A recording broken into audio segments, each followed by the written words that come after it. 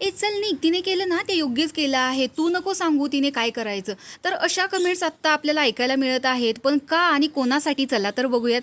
त्याआधी आपण हा आज होणारा टास्क समजून घेऊ. तर इथे काही सदस्यांचे घरातल्या फोटो लावलेले आहेत. आपल्याला जो सदस्य या घरामध्ये नको आहे, आपल्याला जो सदस्य या घरामध्ये बघायला आवडत नाही, अशा सदस्याचा फोटो त्या गोणी ठेवलेली आहे त्याच्यावरती चिटकवून ती गोणी जी आहे ती दरवाजाच्या इथे फेकायची आहे. याच्यावरून समजेल आणि त्यासाठी परफेक्ट असं रिझन द्यायचं आहे. असं नाही की फोटो लावला आणि टाकून दिलं. कोणत्या गोष्टीचा राग आला आहे हे पटवून सुद्धा द्यायचं आहे. त्यामुळे इथे वादावादी तर नक्कीच होणार आहे. पण रोशन भजनकरचा जर मुद्दा घ्यायचा झाला तर त्याचं असं झालेलं की जो कॅप्टन्सीचा आयुष आणि रोशन यांच्यामध्ये टास्क होता त्याच्यामध्ये तन्वीने आयुषला वोट केलेलं होतं. त्यामुळे रोशन भजनकर इथून निघून गेला. कारण म्हणजे तो कॅप्टन झाला नाही. पण बरोबर आहे तन्वीचं, कारण रोशन भजनकर जो आहे त्याला ज्यावेळेस सागर कारंडेने बोलायला सांगितलं त्यावेळेस त्याला बोलतासुद्धा येत नव्हतं, त्याला त्याचा मुद्दा मांडता येत नव्हता. आणि अजूनसुद्धा रोशन भजनकर स्वतःचं मत किंवा एखाद्या मुद्द्यावर भांडताना दिसत नाही. आणि दुसरा मुद्दा घ्यायचा झाला तर तो असा होता की तो त्या टोळीचा म्हणजे टोळी मेंबर आहे.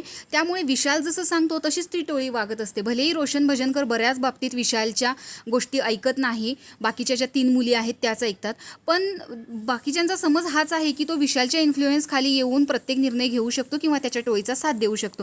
त्यामुळे तन्वीने त्याला वोट दिलं नव्हतं. तर अशा काही गोष्टी इथे घडल्या. पण रोशनला ती गोष्ट खूप लागली, कारण ती स्वतःला मी त्याची बहीण आहे, तो माझा भाऊ आहे असंच म्हणत असते.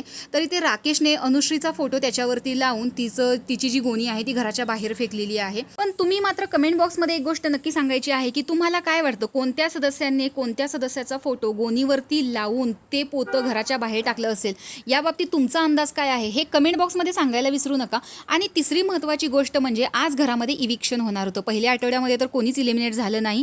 पहिला आठवडा असाच जातो हे आपल्याला प्रत्येक बिग बॉसमध्ये माहीत आहे. पण या आठवड्यामध्ये घराच्या बाहेर एक सदस्य इविक झालेला आहे आणि इविक झालेला नाही आहे, तो घरामध्ये पोचला देखील आहे. तर तुमचा अंदाज काय आहे हे कमेंट बॉक्समध्ये सांगायला विसरू नका. बाय द वे त्या सदस्याचं नाव आहे राधा पाटील. तर राधा पाटीलला ऑलरेडीच घराबाहेर जायचं होतं, कारण तिला ॲक्च्युली गेम कळत नव्हता आणि तिचा डान्सचा शो पण बाहेर होता.